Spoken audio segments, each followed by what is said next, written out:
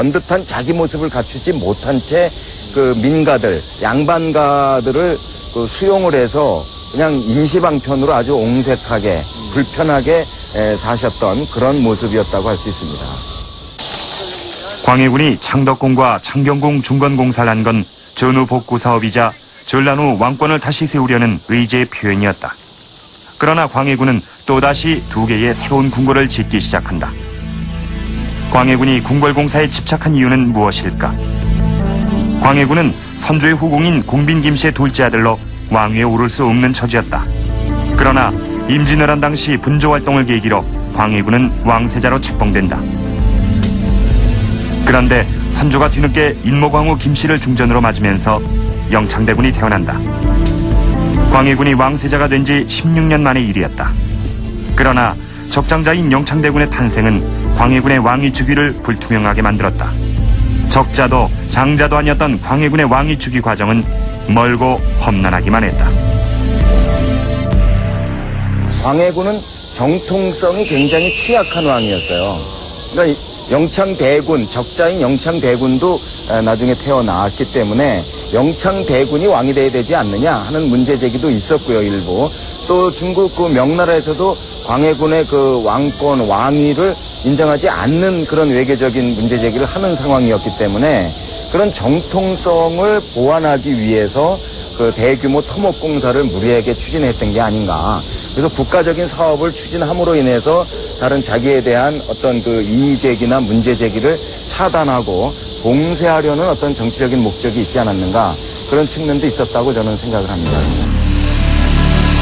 광해군은 왕위에 오르자마자 임진왜란 때 불타버린 용비어천가를 새로 발간한다. 용비어천가는 조선 창업을 기리는 노래로 광해군이 다른 책들보다 용비어천가를 먼저 발간한 건 임진왜란으로 무너진 왕실의 권위를 다시 세우기 위한 것이었다. 전란 이후라는 시대적 상황과 적장자가 아니라는 출생의 한계 때문에 광해군은 무엇보다도 왕권 강화에 심혈을 기울인 것이다. 뿐만 아니라 광해군은 민심을 수습하고 사회의 윤리기강을 바로잡기 위한 사업도 펼친다. 동국 신속 삼강행실도의 발간이 그것이다.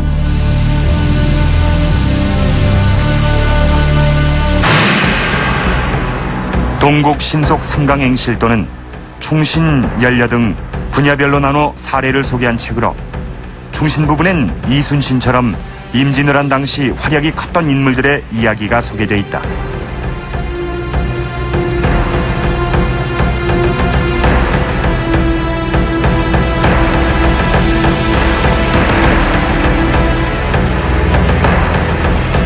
연려를 소개한 책엔 임진왜란 때 연려로 소문난 사람들의 이야기들을 모아놓았다.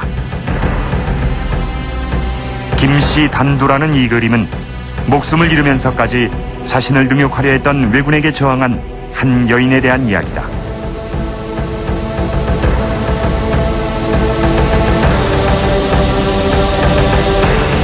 그림으로 사례들을 소개하고 있어 그를 모르는 사람들도 쉽게 볼 수 있도록 만든 동국 신속 삼강행실도는 전국 각지에 배포됐다. 흐트러진 민심을 바로잡기 위한 것이었다.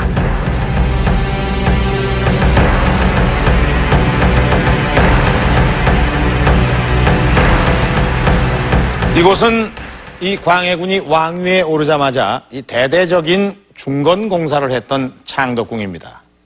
이 궁궐이 완공되자마자 이 광해군은 덕수궁에서 이곳으로 거처를 옮겼는데 지금 제 뒤에 보이는 이 인정전이라는 건물이 광해군이 주로 진물을 보던 것입니다. 당시 광해군의 가장 큰 고민이자 과제는 임진왜란으로 인해서 잿더미로 변한 조선을 다시 일으켜 세우는 것이었습니다. 그러기 위해서 우선 필요한 것은 왕권을 강화하고 이 나라의 기강을 바로 세우는 것이었습니다.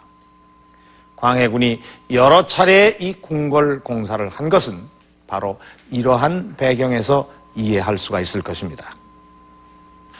그리고 이러한 강력한 왕권을 바탕으로 이 광해군은 개혁적인 정치를 펴나갑니다. 그 대표적인 것이 바로 대동법의 시행입니다. 자, 지금 보시는 이 책은 율곡 이가 쓴 동어문답으로 이 대동법이 처음으로 거론된 책입니다. 대공수미법, 이것이 바로 대동법입니다. 이 한자의 뜻을 그대로 풀이하면 곡물 대신 쌀을 거두어 드린다는 의미로 이가 제시한 새로운 세금 제도입니다.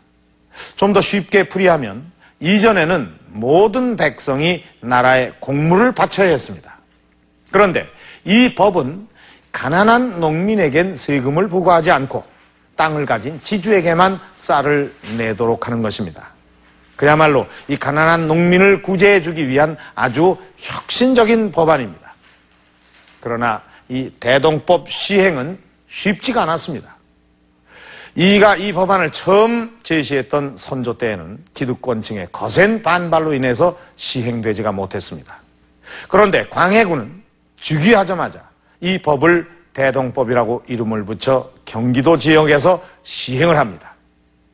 임진왜란 이후 전 국토의 반 이상이 황폐해져서 농민들의 삶이 극도로 어려웠던 당시의 상황을 감안해서 기득권층의 거센 반발에도 불구하고 이 대동법을 시행을 한 것입니다. 자, 광해군은 이렇듯 전란 후 나라를 바로 세우기 위한 방법으로 왕권을 확립하고 또 민을 위한 혁신적인 정책을 시행을 합니다. 이렇게 볼 때 이 내정에 있어서도 이 광해군을 폭군이라고 보기는 어려울 것 같습니다.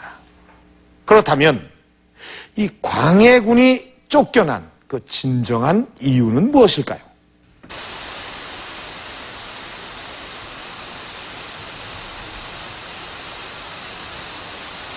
경상남도 합천. 이곳에 광해군과 인연이 깊은 인물이 있다.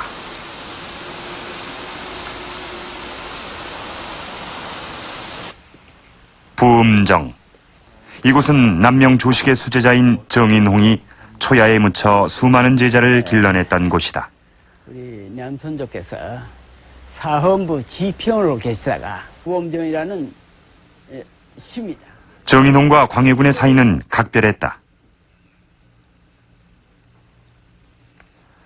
정인홍은 벼슬길에 나가지 않는 대신 상소를 통해 국정에 참여했다.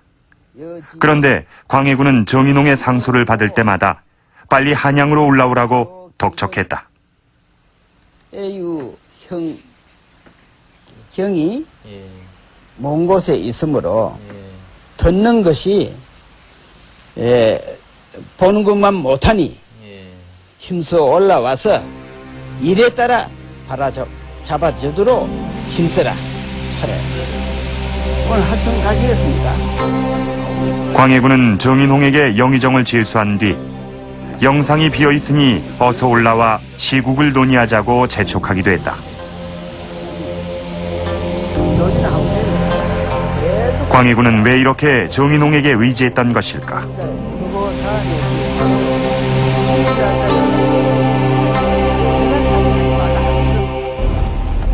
광해군과 정인홍의 인연은 임진왜란 때로 거슬러 올라간다. 여기가 1차 싸움이 있던 자리고요. 네. 임진왜란이 터지자 57세의 나이에도 불구하고 정인홍은 의병을 일으켰다. 뒤에 공개했다는 기록이 나옵니다. 그리고 이곳에서 왜군의 보급로를 차단시켜 왜군에게 치명적인 타격을 준다.